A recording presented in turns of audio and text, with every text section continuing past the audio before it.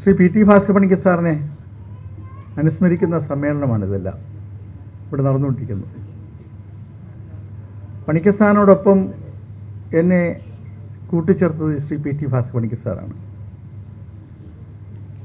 ശ്രീമതി ജയാശ്രീമാരോട് സംസാരിച്ചപ്പോൾ സൂചിപ്പിച്ചതുപോലെ ഞാൻ പലപ്പോഴും പറയാറുള്ള ഒരു കാര്യം, ഞാൻ ദൈവത്തെ കണ്ടിട്ടുണ്ടോ എന്നിട്ട് കണ്ടിട്ടില്ല, പക്ഷെ ഞാൻ PTBയെ കണ്ടിട്ടുണ്ട് എന്ന് ഞാൻ പറയാറുണ്ട്. എൻ്റെ ജീവിതത്തിൽ ഇന്ന് കാണുന്ന എല്ലാ സൗഭാഗ്യങ്ങൾക്കും എന്നാണ് പറയാം, സൗഭാഗ്യങ്ങൾക്കും കാരണം ശ്രീ പി ടി ഭാസ്കർ പണിക്കർ സാറാണ്. യാദൃശ്യമായിട്ടാണ് ശ്രീ PTBയെ ഒരു ദിവസം കണ്ട് സംസാരിക്കുന്നത്. PTBയെ വളരെ കാലമായി അറിയാം, പക്ഷേ യാദൃശ്യമായി കൗഡില്യ ട്രസ്റ്റിൽ വെച്ചൊരു ദിവസം കോളേജ് വിദ്യാഭ്യാസം കഴിഞ്ഞേക്കുമ്പോൾ എൻ്റെ അടുത്ത് ഒരു ദിവസം ചോദിച്ചു, വരൻ്റെ എന്താ പരിപാടി? ഞാൻ പറഞ്ഞു, അവിടെ നിന്ന് സാമൂഹിക പ്രവർത്തനവും രാഷ്ട്രീയമായിട്ടൊക്കെ നടക്കുന്ന സ്ഥലമാണ്. അപ്പം അങ്ങനെ സംസാരിച്ച് ലോഹ്യം പറഞ്ഞ് അന്ന് സാറങ്ങ് പോയി. അന്ന് വൈകിട്ട് ശ്രീ MD നാലപ്പാട്ടുമായിട്ടായിരുന്നു ഞാൻ സംസാരിക്കുമ്പോൾ നാലപ്പാട്ടിനോട് ഞാൻ പറഞ്ഞു, ഒരു ജോലി കിട്ടിയെങ്കിൽ കൊള്ളാമായിരുന്നു, ഒരു ജോലി ചെയ്തെങ്കിൽ കൊള്ളാം. വീട്ടിൽ നിന്ന് പൈസ വാങ്ങിച്ചുകൊണ്ട് രാഷ്ട്രീയ പ്രവർത്തനം നടത്തുന്ന വളരെ ബുദ്ധിമുട്ടാണ്. അപ്പോൾ എൻ്റെ അടുത്ത് നാലപ്പാട്ട് വെച്ച്, ആർ യു സീരിയസ്? ഞാൻ പറഞ്ഞാണ്. അപ്പം നാലപ്പാടിന് മലയാളം അറിയില്ല, നാലപ്പാട് ഇംഗ്ലീഷിൽ സംസാരിക്കുന്നു, പക്ഷേ ഞാൻ പറയുന്ന മലയാളം നാലപ്പാടിന് അറിയാം. നാലപ്പാട് പറയുന്ന ഇംഗ്ലീഷ് എനിക്ക് മനസ്സിലാവും, മറ്റു പലർക്കും മനസ്സിലാകാൻ ബുദ്ധിമുട്ടുമാണ്. അതിലാണ് ഞങ്ങളുള്ള ഒരു കമ്മ്യൂണിക്കേഷൻ. അപ്പോൾ പിറ്റേന്ന് രാവിലെയുണ്ട് PTB എന്നെ വിളിച്ചു. PTBയുടെ വീട്ടിലേക്ക് ചെല്ലാൻ പറഞ്ഞു. അവിടെ ചെന്നപ്പോൾ പ്രഭാത ബുക്ക് ഹൗസിലേക്ക് വരണമെന്ന് പറഞ്ഞു. പ്രൂഫ് തിരുത്തൽ എന്നൊരു പുസ്തകം എൻ്റെ കയ്യിലെടുത്ത് തന്നു. ഇതൊന്ന് നോക്കി വയ്ക്കുമെന്ന് പറഞ്ഞു. പിറ്റേന്ന് പ്രഭാത ബുക്ക് ഹൗസിൽ ചെന്നു രാവിലെ. അപ്പോൾ അദ്ദേഹം അപ്പോൾ ഏർപ്പെട്ടിരിക്കുന്ന ലോകചരിത്രം എന്നൊരു പുസ്തകത്തിൻ്റെ നിർമ്മാണവുമായി ബന്ധപ്പെട്ട ജോലിയാണ് ചെയ്തുകൊണ്ടിരിക്കുന്നത്. അതിൻ്റെ പരിഭാഷ നടന്ന് എഡിറ്റിംഗ് നടന്നുകൊണ്ടിരിക്കുക, അതിൻ്റെ പ്രിൻറ്റിങ് ആരംഭിക്കുകയാണ്. അപ്പോൾ ഈ പുസ്തകത്തിൻ്റെ നിർമ്മാണവുമായി ബന്ധപ്പെട്ടുകൊണ്ട് എന്നെ സഹകരിക്കാൻ PTB നിയോഗിച്ചു. ഇന്ന് പ്രഭാത ബുക്ക് ഹൗസിൻ്റെ ജനറൽ മാനേജറായിരിക്കുന്ന ഹനീഫ റാവുത്തർ ആയിരുന്നു അന്ന് അതിൻ്റെ സബ് എഡിറ്റർ. അപ്പം ഞാൻ അദ്ദേഹത്തിൻ്റെ സഹായിയായി ശാസ്താ പ്രിൻറ്റേഴ്സിൽ പോയി പ്രൂഫ് തിരുത്തൽ തുടങ്ങി. ഡമ്മി 1/4 ഒരു 1200 പേജുള്ള വളരെ വലിയ പുസ്തകമാണ്. 10 പോയിന്റിൽ അച്ചടിച്ച ഒരു പുസ്തകമാണ്. ലോക കമ്മ്യൂണിസ്റ്റ് ചരിത്രമാണത്. ബോൾഷെവിക് റവല്യൂഷനൊക്കെ മുമ്പ് പാരീസ് കമ്മ്യൂൺ മുതൽ തുടങ്ങിയ എല്ലാ കാലഘട്ടത്തിലും ഉണ്ടായിട്ടുള്ള ജനങ്ങളുടെ മുന്നേറ്റവും സമരവും പോരാട്ടവും ഒക്കെ പ്രതിപാദിക്കുന്ന പ്രോഗ്രസ് പബ്ലിഷേഴ്സ് പ്രസിദ്ധീകരിച്ചിരുന്ന ഒരു വലിയ പുസ്തകത്തിൻ്റെ മലയാള പരിഭാഷയാണ്. 4 പ്രാവശ്യം പ്രൂഫ് വായിക്കണം, കാരണം ലെറ്റർ പ്രസ് ആയതുകൊണ്ട് 4 പ്രാവശ്യം വായിക്കണം. 4 പ്രാവശ്യം വായിക്കുന്നുള്ളതുകൊണ്ട് ഇതെനിക്ക് വളരെ ഹൃദയസ്ഥമായി. ഈ പുസ്തകം തയ്യാറാക്കി കഴിയുമ്പോഴാണ് ലോകത്ത് ജനങ്ങളാണ് ചരിത്രമുണ്ടാക്കുന്നത്, ചരിത്രത്തെ മാറ്റിക്കുറിക്കുന്നതും എന്നുള്ള അടിസ്ഥാന ബോധം എൻ്റെ മനസ്സിലേക്ക് കടന്നു വന്നു. അപ്പം ചില കമ്മ്യൂണിസ്റ്റ് നേതാക്കന്മാരോടും കമ്മ്യൂണിസ്റ്റുകാരോടും ഞാനിങ്ങനെ പറയാറുണ്ട്, നിങ്ങൾക്കറിയുന്നതിനേക്കാളും കമ്മ്യൂണിസ്റ്റ് ചരിത്രവും എനിക്ക് നന്നായി അറിയുന്ന ആളാണ്. വാസ്തവത്തിൽ സത്യവുമാണ്. കാരണം ആ ഒരു കാഴ്ചപ്പാട് ആ പുസ്തക നിർമ്മിതിയുമായി ബന്ധപ്പെട്ടുകൊണ്ട് കിട്ടിയ വലിയ കരുത്തെന്ന് പറയുന്ന വല്ലാത്ത കരുത്താണ്. അപ്പോഴാണ് ഈ ഗ്രന്ഥശാല സംഘം പിരിച്ചുവിടലും അനൗപചാരിക വിദ്യാഭ്യാസ പ്രവർത്തനത്തെക്കുറിച്ചുള്ള ചർച്ചകൾ ആരംഭിക്കുന്നു. പണിക്കർ സാറും PTBയും ഒക്കെ ആയിട്ട് എല്ലാമായിട്ടും അനൗപചാരിക വിദ്യാഭ്യാസ പ്രസ്ഥാനം ഉണ്ടാക്കണം എന്ന ഒരു ആലോചന വന്നപ്പോൾ PTBയും ഡോക്ടർ NP പിള്ളയും ഡോക്ടർ ശിവദാസൻ പിള്ളയും പണിക്കർ സാറിനെ ഫുൾ ടൈം ഏതെങ്കിലും കാര്യത്തിൽ എൻഗേജ് ചെയ്യിപ്പിക്കണം. പണിക്കർ സാർ ഗ്രന്ഥശാല സംഘത്തിന് പുറത്തായി വെറുതെ ഇരുത്തിയാൽ പറ്റത്തില്ല, എന്തെങ്കിലും കാര്യത്തിൽ പുള്ളിയെ വ്യാപൃതനാക്കണം എന്ന കാഴ്ചപ്പാടിൽ ഒരു പ്രസ്ഥാനം ഉണ്ടാക്കാൻ തീരുമാനിച്ചു. അങ്ങനെയാണ് PTB ഡോക്ടർ വേദമണി മാനുവൽ, അന്ന് ഡിപ്പാർട്ട്മെൻറ്റ് ഓഫ് എഡ്യൂക്കേഷൻ്റെ മേധാവിയായിരുന്ന വേദമണി മാനുവലായിട്ട് സംസാരിച്ചപ്പോഴാണ് അനൗപചാരിക വിദ്യാഭ്യാസത്തിന് ലോകത്തുള്ള ഒരു ഇമ്പോർട്ടൻസിനെ കുറിച്ചും പോൾ ഓഫ് ഫ്രെയറിൻ്റെ മെത്തഡോളജിയെക്കുറിച്ചും ഒക്കെ ചർച്ച ചെയ്തപ്പോഴാണ് പുതിയ ഒരു അവസരമാണ് അനൗപചാരിക വിദ്യാഭ്യാസ പ്രസ്ഥാനം എന്നുള്ളത് ഒരു കാഴ്ചപ്പാടിൽ അങ്ങനെ ഒരു പ്രസ്ഥാനം ഉണ്ടാക്കാൻ തീരുമാനിച്ചു. അപ്പോൾ ശിവദാസൻ പിള്ള സാറിനെ അതിൻ്റെ നിയമാവലി തയ്യാറാക്കാൻ ഏൽപ്പിച്ചു. പുള്ളി തയ്യാറാക്കിക്കൊണ്ടുവന്ന നിയമാവലി association for non formal education Kerala എന്നാണ്, അനേക് എന്നാണ് പേരിട്ടത്. അപ്പോൾ PTB അപ്പം തന്നെ അത് വെട്ടിയിട്ട് Kerala association for non formal education and development KANFED എന്നാക്കി. അപ്പോൾ കാൻഫഡ് എന്ന പേര് ഇടുന്നത് PTB ആണ്. അപ്പോൾ രാവിലെ ഇവിടെ ആരും സംസാരിച്ചപ്പോൾ പറഞ്ഞു പണിക്കർ സാറാണ് പേരിട്ടത്. പണിക്കർ സാറല്ല പേരിട്ടത്, PTB ആണ് കാൻഫഡ് എന്ന് പേരിട്ടത്. അത് അനേകം എന്നാണ് ആദ്യം നിർദ്ദേശിക്കപ്പെട്ട, അത് കാൻഫഡ് എന്ന പേര് ഇട്ട് രണ്ടാമത്. അങ്ങനെയാണ് കാൻഫഡ് രൂപം കൊള്ളുക. അപ്പോൾ ഇവരുമായിട്ടൊക്കെ പരിചയപ്പെട്ട് കഴിഞ്ഞപ്പോൾ ഞാനങ്ങ് ഇതിനകത്തങ്ങ് വളരെ ഇൻവോൾവായി. അങ്ങനെയാണ് ഇതിൻ്റെ മുഴുവൻ സമയ പ്രവർത്തകനാകുന്നത്. എന്നെ അത്ഭുതപ്പെടുത്തിയത് 1978 ഒക്ടോബർ 2 കാസർഗോഡ് വർക്കാടിയിൽ നിന്ന് തിരുവനന്തപുരത്തേക്കൊരു കളിയിക്കവള വരെ ഒരു സാംസ്കാരിക ജാഥ നടത്തുകയുണ്ടായി. ദേശീയ വയോജന വിദ്യാഭ്യാസ പരിപാടിയുടെ പ്രചരണാർത്ഥം. ആ ജാഥ സംഘടിപ്പിക്കുമ്പോൾ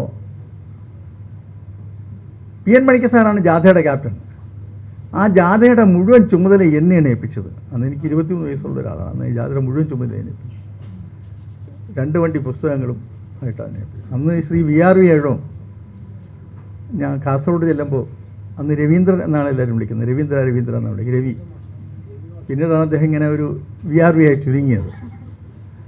അന്ന് പുള്ളിയാണ് അനൗൺസ്മെൻറ്റ്, പുള്ളി എടക്കാട് നാരായണൻ അനൗൺസ്മെൻറ്റ്. കാസർഗോഡ് കണ്ണൂർ ഒറ്റ ജില്ലയാണ്. ആ ജാഥ അന്ന് ആരംഭിക്കുന്നു. അപ്പോൾ ഈ ജാഥ ആരംഭിച്ച് ജാഥയിൽ ഇങ്ങോട്ട് വരുമ്പോൾ വൈകുന്നേരങ്ങളിൽ വിശ്രമിക്കുന്നത് പണിക്കർ സാറിന് താമസിക്കാൻ ഏതെങ്കിലും വീട്ടിൽ സൗകര്യപ്പെടുത്തുക, എന്തെങ്കിലും ഒരു എങ്ങനെയെങ്കിലും സൗകര്യപ്പെടുത്തുക. ഇന്നത്തെ പോലെ ഹോട്ടലുകളൊന്നുമില്ലല്ലോ. PTB അവിടെയാണ് ഞാൻ പറയാൻ വന്നത്. PTB നമുക്ക് സൗകര്യപ്പെടുത്തുന്ന സ്കൂളുകളുണ്ട്. സ്കൂളുകളിൽ ബെഞ്ച് അടുക്കിയിട്ട് ബെഞ്ചിൽ ആണ് കിടക്കുന്നത്. PTB അവിടെ നമ്മളോടൊപ്പം കിടക്കുന്നു. ഇവിടെ ശ്രീ ചെറിയാമ്പരി പറഞ്ഞല്ലോ, മലബാറിൻ്റെ മുഖ്യമന്ത്രി, കേരളത്തിൻ്റെ നവോത്ഥാന പ്രസ്ഥാനങ്ങളുടെ നായകൻ ഒക്കെയായ PT ഭാസ്കര പണിക്കർ സാറാണ് അവിടെ ബെഞ്ചിൽ നമ്മളോടൊപ്പം കിടക്കുന്നത്. രാവിലെ നമ്മോടൊപ്പം നടന്ന് സമീപത്തുള്ള പുഴയിൽ വന്ന് കുളിക്കും. ഇതായിരുന്നു PT ഭാസ്കര പണിക്കർ സാർ. ഇങ്ങനെ ജാഥയിൽ മുഴുനീളം PT ഭാസ്കര പണിക്കർ സാറിനെ പോലും ഒരാളിനെ ഞാനിപ്പോഴും ആലോചിക്കാറുണ്ട്. ഞാൻ ഏതെങ്കിലും പരിപാടി പങ്കെടുത്ത് ഇപ്പോൾ പോയിട്ട് ഏതെങ്കിലും ബെഞ്ചിൽ ഇങ്ങനെ എല്ലാവരും കൂടെ കിടന്നുറങ്ങാൻ എനിക്ക് ഈ പ്രായത്തിൽ പറ്റുമോ എന്ന് തോന്നാറുണ്ട്. ഇല്ലേ, ഞാനങ്ങനെ കിടക്കാൻ പോയപ്പോൾ എൻ്റെ കൂട്ടുകാർ സമ്മതിക്കത്തില്ല. പക്ഷെ ഞാൻ പറയുന്നത് PTBയുടെ ഒരു മനസ്സ്, PT ഭാസ്കര പണിക്കർ സാറിൻ്റെ മനസ്സെന്ന് പറയുന്നത് സമാനതകളില്ലാത്ത പ്രവർത്തകനെ ചേർത്ത് പിടിക്കുന്ന, പൊതുപ്രവർത്തകരെ ചേർത്ത് പിടിക്കുന്ന. അവിടെ സാറിന് പാർട്ടിയില്ല, ജാതിയില്ല, മതമില്ല, ഒന്നുമില്ല. ഒരു പ്രവർത്തകനെ കിട്ടിയാൽ ഇങ്ങനെ ചേർത്ത് പിടിക്കുകയാണത്. അയാളെ കൊണ്ട് എന്തെല്ലാം ചെയ്യിക്കാൻ പറ്റും, അയാളുടെ കഴിവിനെങ്ങനെ പ്രൊമോട്ട് ചെയ്യുക എന്നുള്ളതാണ്. കേരളത്തിൽ ഭാരതീയ സമാജം ദുർബലമായി ഏതാണ്ട് ക്ഷയിച്ച അവസ്ഥയിലാണ്. ഡിഫങ്ക്റ്റായ സമയത്താണ് PT ഭാസ്കര പണിക്കർ സാറാണ് മുൻകൈ എടുത്തിട്ട് ഗുൽസാറിന നന്ദയുമായി ബന്ധപ്പെട്ട് അന്ന് കേരളത്തിലെ BSSന്റെ ചെയർമാനായിരുന്ന PN നമ്പൂതിരി സാറുമായി ബന്ധപ്പെട്ട് എന്നെ അതിൻ്റെ സെക്രട്ടറി ആക്കി. ഞാനിത് അറിയുന്നില്ല. എന്നെ സെക്രട്ടറി ആക്കിക്കൊണ്ട് PN നമ്പൂതിരി സാർ ഒരു കത്ത് കൊണ്ട് തരികയാണ്. KPCC ഓഫീസിൽ ഞാൻ ഇരിക്കുമ്പോൾ ഒരു ദിവസം രാത്രി KPCC അവിടെ ഇരിക്കുമ്പോൾ BSSന്റെ സംസ്ഥാന ജനറൽ സെക്രട്ടറി ആക്കിയെന്ന് പറഞ്ഞുകൊണ്ട് കത്ത് കയറിയാണ്. അപ്പോൾ ഞാൻ വലിയ കാര്യത്തിൽ ഇങ്ങനെ കത്ത് വാങ്ങിച്ചു BSSന്റെ സെക്രട്ടറി ആയിരുന്നു.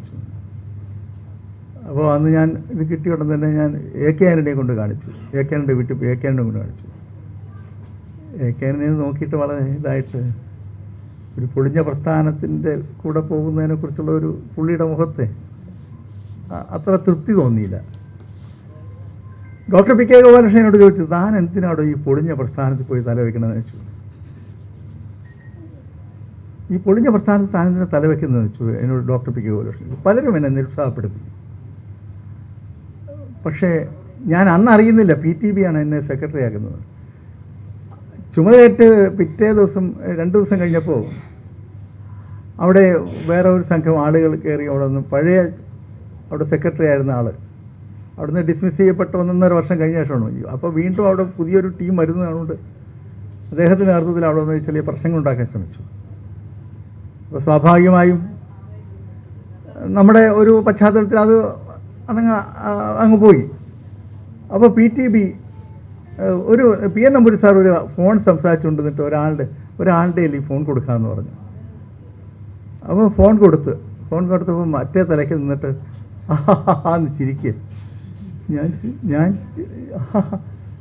ഞാൻ സാറാണ്. അപ്പോൾ ചിരി എനിക്കറിയാം, പി ടി പി സാറ് ചിരിയാണ്. പി ടി പി സാർ അപ്പോൾ പി ടി പി സാറാണ് അത് വേണ്ട നിർദ്ദേശങ്ങൾ. അപ്പോൾ അങ്ങനെയാണ് ഞാൻ അറിയുന്നത് പി ടി ബി ആണ് പിന്നെ സെക്രട്ടറി. പിന്നെ ഞാൻ പി ടി പി സാറിനെ കാണാൻ പോയില്ല. സാർ എത്രയെങ്കിലും ദിവസം പരസ്യ സമാജ് ഓഫീസിൽ വന്നിരുന്നു. പുതിയ പരിപാടികൾ ഇടാൻ വേണ്ടിയുള്ള രൂപരേഖകൾ തയ്യാറാക്കാനൊക്കെ എന്നെ വളരെ പിന്തുണച്ച ആളാണ്. ഞാൻ കേരളത്തിലെ പരസ്യ സമാജത്തിൻ്റെ സെക്രട്ടറിയായി BSS കേരളത്തിൽ വളരെ സജീവമായി ധാരാളം സംഘടനാ പ്രവർത്തകരുടെ പിന്തുണയും നേതൃത്വം കൊണ്ട് വളരെ വലിയ പ്രസ്ഥാനമായി BSS കേരളത്തിൽ. ഇപ്പോൾ എൻ്റെ അഖിലേന്ത്യാ സെക്രട്ടറിയാക്കി അഖിലേന്ത്യാ ചെയർമാനായിപ്പോൾ. ഇതൊക്കെ ഈ പദവികളിലൊക്കെ എത്തിയതിന് പിന്നിൽ P T Bhaskar Panicker sir. ഞാൻ സാറിൻ്റെ ബന്ധുവല്ല, സാറിൻ്റെ പാർട്ടിക്കാരനുമല്ല. നിങ്ങൾ ആലോചിക്കണം, എന്നെപ്പോലെ ഒരാളിനെ പിടിച്ച് ഇങ്ങനെ കൊണ്ടുവരും, ഇങ്ങനെ പൊക്കിയെടുത്ത്. അപ്പോൾ അതാണ് അവിടെയാണ് P T Bhaskar Panicker sir എന്ന് പറയുന്നത്. നമ്മളിവിടെ എത്ര പ്രവർത്തകന്മാരാണ് ഇന്നിവിടെ അവാർഡ് കൊടുക്കണം. പി ടി ഭാസ്കർ പണിക്കർ സാറിൻ്റെ പേരിൽ കുറേ 10-22 പേർക്ക് അവാർഡ് കൊടുക്കുകയാണ്. ഈ അവാർഡിന് അർഹരായ ആളുകൾ, മിക്കവാറും ആളുകൾ പി ടി ബിയെ നേരിട്ട് ബന്ധമുള്ള ആളുകൾ. ഞാൻ ഇവരോട് പറയാറുണ്ട്, നിങ്ങളുടെ ജീവിതത്തിൽ ഏറ്റവും വലിയ നഷ്ടം എന്താണെന്ന് കേട്ടാൽ നിങ്ങൾക്ക് പി ടി ബിയെ കാണാൻ പറ്റിയില്ല എന്നുള്ളതാണ്. പി ടി ബി എന്ന് പറയുന്ന ഒരു മനുഷ്യനൊപ്പം നമുക്ക് ജീവിക്കാൻ കഴിഞ്ഞു. എന്നോട് ഈ പ്ലാവള ജയറാം എപ്പോഴും പറയുന്ന ഒന്നും വേണ്ട, പി ടി ബി സാറിൻ്റെ അടുത്ത് നിന്നിരുന്നാൽ മതി എന്ന് പറയാം. ഒരു പ്രകാശമാണ് സാറിൻ്റെ അടുത്തിരുന്നാൽ ആ പ്രകാശം കൊണ്ട് നമ്മൾ കൂടുതൽ ചൈതന്യവത്താവും. അറിയാതെ ചാർജ് ചെയ്യപ്പെടും. പി ടി ബിയെ കണ്ടിട്ടിറങ്ങുമ്പോൾ ചാർജ് ചെയ്യപ്പെടും. ലാ അക്കാഡമി നാരായണൻ സാറ് ഒരിക്കൽ എൻ്റെ അടുത്ത് പറഞ്ഞു, ഇന്ന് ഒരു കാര്യം ചെയ്യാനില്ലാതെ വളരെ ബുദ്ധിമുട്ടുന്ന സമയത്ത് ഈ എന്ത് ചെയ്യണമെന്ന് ആലോചിച്ച് ഒരു വഴിയും കാണാതിരിക്കുമ്പോൾ നേരെ ഗീതാഞ്ജലിയിലേക്ക് പി ടി ബിയുടെ വീട്ടിലേക്ക് അവിടെ ചെല്ലും. ഭാസ്കർ പണിക്കർ സാറോട് സംസാരിച്ച് കഴിയുമ്പോൾ കുറേ ആശയങ്ങൾ കിട്ടും, 100 ആശയങ്ങൾ കിട്ടും. നമുക്കിനി ഇഷ്ടമുള്ളത് എടുത്താൽ മതിയല്ലോ. ഞാൻ ഫുൾ ചാർജായിട്ടായിരിക്കും പിന്നെ വരുന്നത്. പിന്നെ നോക്കൂടാ, അതാണ് പി ടി ബി എന്ന് പറയുന്നത്, നമ്മുടെ ചാർജിങ്. കാഞ്ചന കൊച്ചങ്ങൽ ഇവിടെ ഇരിപ്പുണ്ട്. എൻ്റെ മൊയ്തീൻ കാഞ്ചനമാല ഇവിടെ വന്നിട്ടുണ്ട്. കാഞ്ചനമാലയെ ആ പ്രസ്ഥാനത്തെ രൂപപ്പെടുത്തിയെടുക്കുന്നതിൽ അതിന് വേണ്ടുന്ന അടിസ്ഥാന പ്രവർത്തനങ്ങൾ സംഘടിപ്പിക്കുന്ന കാര്യത്തിൽ ശ്രീ കാഞ്ചനമാല പി ടി ബിയുമായി ചർച്ച ചെയ്യുന്നതും അത് രൂപപ്പെടുത്തുന്നതും അത് തയ്യാറാക്കുന്നതുമായ അത് എനിക്കിപ്പോഴും നല്ല ഓർമ്മയുണ്ട്. അവിടെ എത്ര പി ടി ബി എന്ത് വളരെ ഗൗരവപൂർവ്വമാണ് ആ ഓർഗനൈസേഷൻ രൂപപ്പെടുത്തിയെടുക്കാൻ വേണ്ടി കാഞ്ചനമാലയെ പ്രൊമോട്ട് ചെയ്തിട്ടുള്ളത്. കാഞ്ചനമാലയുടെ പ്രസ്ഥാനം, ഈ കാഞ്ചനമാല ഉണ്ടാക്കിയ പ്രസ്ഥാനം പവിത്രൻ കൊതേരി പ്രസ്ഥാനമൊന്നും ഉണ്ടാക്കി, ജയറാം, എത്ര ദേവസഹായം, എത്ര ആളുകളാണ് പി ടി ബി ഇങ്ങനെ പിടിച്ച്. ഇവരാരും പ്രമാണിമാരല്ല, ഇന്ന് പ്രമാണിമാരാണ്. ആർ വയ്ക്കുന്ന സംസ്ഥാനത്തിൻ്റെ ഒരു അഭിമാനമായി മാറിയ വിദ്യാഭ്യാസ പ്രവർത്തകനാണ്. ഇവർ ഈ പ്രമാണിമാരല്ലല്ലോ. പ്രമാണിമാരല്ലാത്ത സാധാരണക്കാരെയാണ് പി ടി ബി ഇങ്ങനെ പ്രൊമോട്ട് ചെയ്തിട്ടുള്ളത്. കാരണം ഞാൻ പ്രമാണിയല്ലല്ലോ, എനിക്കറിയാമല്ലോ. എന്നെ പൊക്കിക്കൊണ്ട് വന്നത് പി ടി ബി ആണെന്ന് എനിക്കറിയാമല്ലോ. പഴയ KFC-കാരും ചെറിയാഞ്ചിയെ പോലുള്ള ആളുകളൊക്കെ പറയും ബാലേന്ദ്രൻ പണ്ടേ മിടുക്കനായിരുന്നു എന്ന് പറയും. പക്ഷെ അത് സ്നേഹം കൊണ്ട് പറയാനാണ്. പക്ഷെ ഒരു കാര്യം, അന്നേ നേതാവായിരുന്ന ചെറിയാമ്പലി ഇപ്പോൾ കേരളത്തിലെ മുഖ്യമന്ത്രി ആവേണ്ട ആളാണോ? ആയില്ലല്ലോ.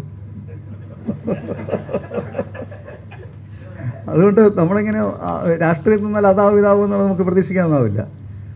നേരത്തെ ഇവിടെ സംസ്ഥാന പി ടി ജോൺ അവിടെ ഇരിപ്പുണ്ട്. പി ടി ജോൺ ആരാവേണ്ട ആളായിരുന്നു?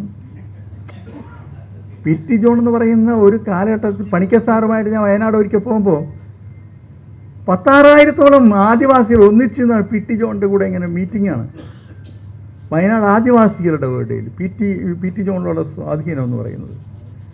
ആ പി ടി ജോൺ വലുതുമായോ? അതുകൊണ്ട് രാഷ്ട്രീയത്തിൽ നിന്ന് പറഞ്ഞാലൊന്നും ആവണമെന്ന് ഒരു ഇതുമില്ലാന്ന് ഞാൻ പറയുന്നു, ഒരു ഗ്യാരണ്ടി. അതുകൊണ്ട് ഈ കാൻഫഡിൽ പ്രവർത്തിച്ചാൽ നമുക്കെല്ലാവർക്കും മനസ്സന്തോഷത്തോടുകൂടി കാലങ്ങളോളം മുന്നോട്ട് പോകാൻ കഴിയുന്നതാണ്. അതൊരു വലിയൊരു അവസരമാണ്. രാഷ്ട്രീയം മാത്രമല്ല എന്ന്, രാഷ്ട്രീയത്തിനപ്പുറമായി ഈ വേദി ശക്തിപ്പെടുത്തിയെടുക്കാൻ നമുക്ക് എല്ലാവർക്കും കഴിയട്ടെ എന്നുള്ളതാണ് ആഗ്രഹം.